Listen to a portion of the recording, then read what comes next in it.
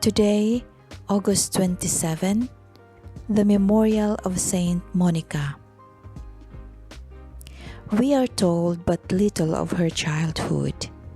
She was married early in life to Patricius, who held an official position in Tagaste. He was a pagan, though, like so many at that period, his religion was no more than a name. His temper was violent, and he appears to have been of dissolute habits. Consequently, Monica's married life was far from being a happy one, more especially as Patricius' mother seems to have been of a like disposition with himself. There was, of course, a gulf between husband and wife. Her almsdeeds and her habits of prayer annoyed him, but it is said that he always held her as a sort of reverence. Monica was not only matron of Tagaste, whose married life was unhappy, but by her sweetness and patience, she was able to exercise a veritable apostolate among the wives and mothers of her native town. They knew that she suffered as they did, and her words and example had proportionate effect. 3 children were born of this marriage: Augustine, the eldest, Navigius, the second, and a daughter, Perpetua. Monica had been unable to secure baptism for her children, and her grief was great when Augustine fell ill. In her distress, she besought Patricius to allow him to be baptized. He agreed, but on the boy's recovery, withdrew his consent. All Monica's anxiety now centered in Augustine. He was wayward and, as he himself tells us, lazy. He was sent to Madaura to school, and Monica seems to have literally wrestled with God for the soul of her son. A great consolation was vouchsafed her, in compensation perhaps for all that she was to experience through Augustine. Patricius became a Christian. Meanwhile, Augustine had been sent to Carthage to prosecute his studies, and here he fell into grievous sin. Patricius died very shortly after his reception into the church, and Monica resolved not to marry again. At Carthage, Augustine had become a Manichaean, and when on his return home he ventilated certain heretical propositions, she drove him away from her table, but a strange vision which she had urged her to recall him. It was at this time that she went to see a certain holy bishop, whose name is not given, but who consoled her with the now famous words, "The child of those tears shall never perish."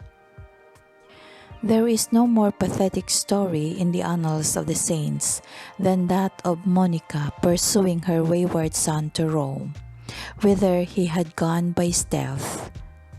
When she arrived, he had already gone to Milan, but she followed him.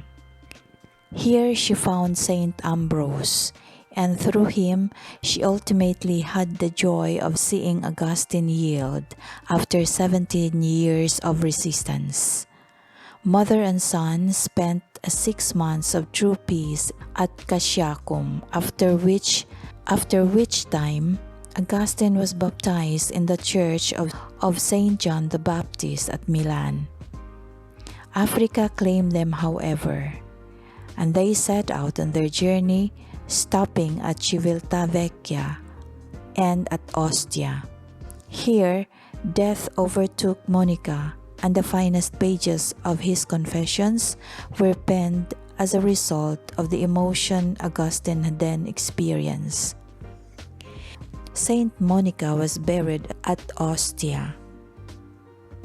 and at first seems to have been almost forgotten, though her body was removed during the 6th century to a hidden crypt in the church of Saint Aureus.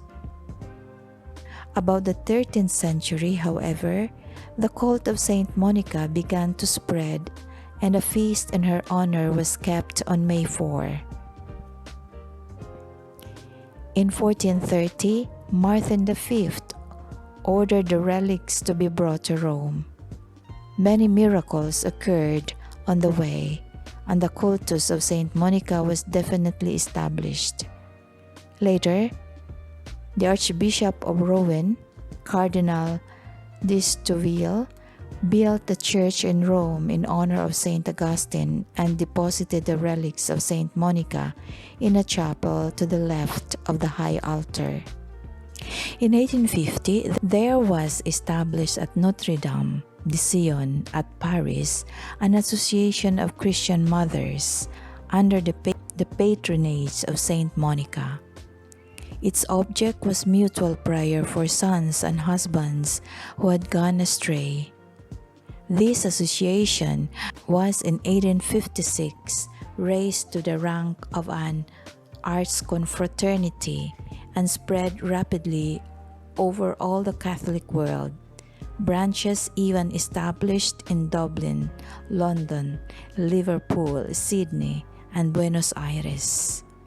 Eugenius IV has established a similar confraternity long before.